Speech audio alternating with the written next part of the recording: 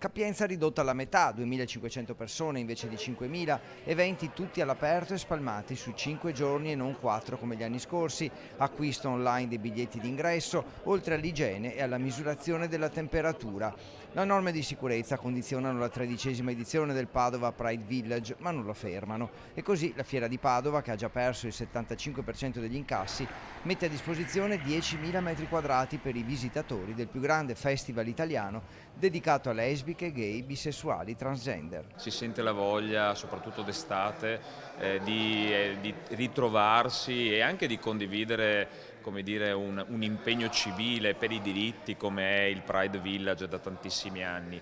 È chiaro che questo deve essere fatto in sicurezza e per questo è stato predisposto un piano sanitario molto rigido, molto preciso. Il festival aprirà il 1° luglio, se tutto andrà bene la volontà è quella di chiudere a settembre. Musica, concerti, eventi culturali, le band dal vivo e poi il karaoke alla domenica.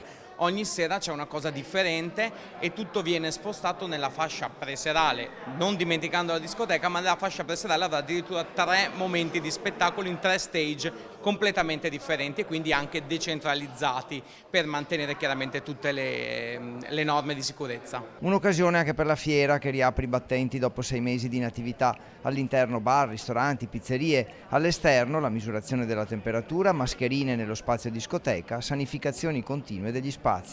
Noi in questo momento siamo fortunatamente leggermente al di sotto di questa cifra perché abbiamo ancora una finestra verso l'autunno con alcuni eventi molto importanti, uno su tutti Automoto d'Epoca, che ci auguriamo ci siano le condizioni per poter svolgere al meglio. Noi ci stiamo preparando in questo senso e siamo assolutamente pronti.